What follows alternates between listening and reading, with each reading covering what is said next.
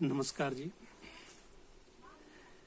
पिछले साल से गुलदार की एक लड़ाई लड़ी जा रही है, एक मुहिम चलाई जा रही है, गुलदार भगाओ पहाड़ बचाओ।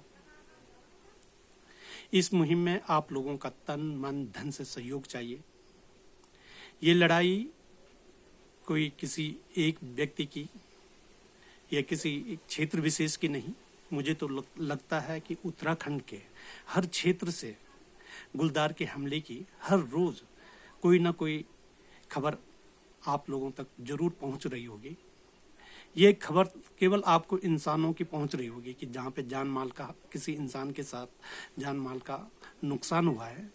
लेकिन इस नुकसान में जो मवेशियों का नुकसान हो रहा है, जो गाय बैल बकरी घोड़ा गधा या मुर्गियों का इस तरह का नुकसान हो रहा है, वो आपके कानों तक शायद ही पहुंच रहा होगा। ये नुकसान बहुत बड़ा है। ये आज की डेट में हमारे उत्तराखंड वासी बहुत सारे लोग ऐसे हैं जो इसे रजिस्टर भी नहीं करवा रहे हैं।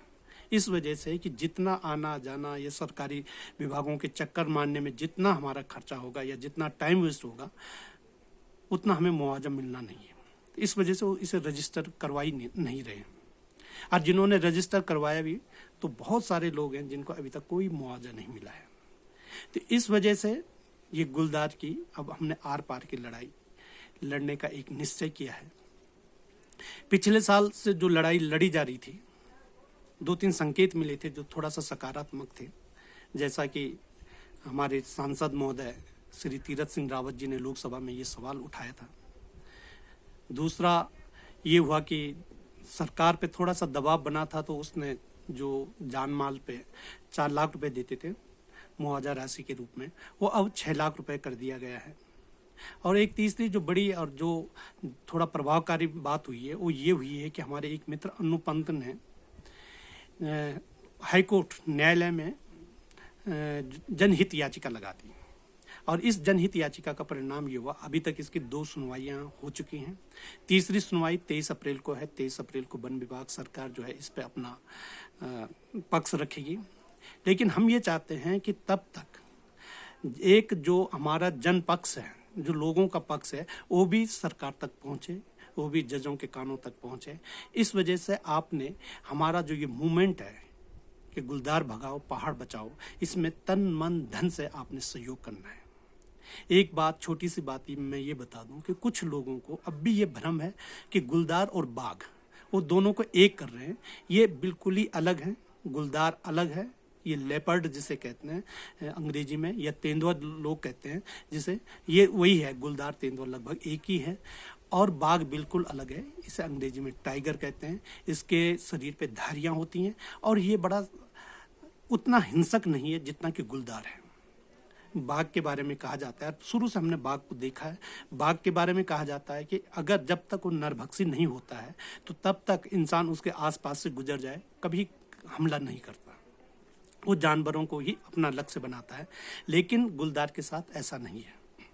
बाघ केवल जब बूढ़ा हो जाता है, जब वो शिकार करने लायक नहीं होता है, शिकार के पीछे नहीं दौड़ पाता है, तो तब वो उसके लिए आसान शिकार इंसान होता है। और तब इंसान को पकड़ने के बाद वो नरभक्षी घोषित हो जाता है, नरभक्षी होता है।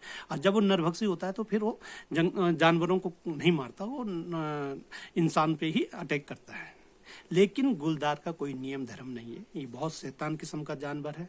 इसे इंसान मिल रहा है तो इंसान उसी समय इंसान पे अटैक कर देगा। अगर उसे वहां से भगाया जा रहा है तो कुछ मीटर आगे वो उसे जो भी मिल रही है, भेड़ बकरी गाय भैंस वगैरह, उन पे अटैक कर देता है, उन पे हमला कर देता है। और ये इसका बहुत ही खतरनाक नेचर है, बहुत ही खतरनाक प्रकृति का ये जानवर है। ये बहुत आक्रामक प्रकृति का है। ये पेड़ों में चढ़ जा रहा है। अभी किमगिटी गांव में कुछ समय पहले ये एक बच्चिया को लेकर के पेड़ में चढ़ गया था। तो बहुत ही हैरानी इस बात की है कि इतनी ज़्यादा घटनाएं होने के बावजूद भी शासन प्रशासन के कानों में जूं तक नहीं रेंग रही है। वो कोई इसको संज्ञान में ढंग से नहीं ले रहे हैं। कोई हमने 12 सूत्रीय जो मांग की थी कि अगर हमें गुलदार का स्थायी समाधान करना है तो 12 सूत्रीय मांगें थी। उन 12 सूत्रीय मांगों पे शासन प्रशासन ने अभी तक उनका कोई संज्ञान नहीं लिया है। और अब हमारे पास विकल्प क्या बचता है? आप सभी जागरूक इंसान हैं, सभी लोग सोच समझ और सामाजिक चेतना वाले लोग हैं। आप लोगों ने मुझे सुझाव देने हैं कि अब हमें क्या करना चाहिए। हमारे आसपास तेजी से पलायन हो रहा है, घर परिवार पूरी दहशत में, गुलदार की दहशत में है, और सरकार कुछ भी इसमें कोई भी एक्शन, ढंग का एक्शन नहीं ले रही है। तो ऐसी परिस्थितियों में हमें क्या करना चाहिए? क्या हमें पहाड़ छोड़ के शहरों की ओर जाना चाहिए, या हमें यहीं पहाड़ में रह कर के इसकी लड़ाई लड़नी चाहिए? हमारी इस लड़ाई में आपका क्या सहयोग है? आप किस तरह से इसमें सहयोग दे सकते हैं? आपका तन मन धन से हमें सहयोग चाहिए, ताकि इस लड़ाई का हम एक स्थायी समाधान पा सकें। आपका बहुत बहुत धन्यवाद। आपका सहयोग मिले इस आशा में आपका सुधीर सुंदयाल। नमस्कार।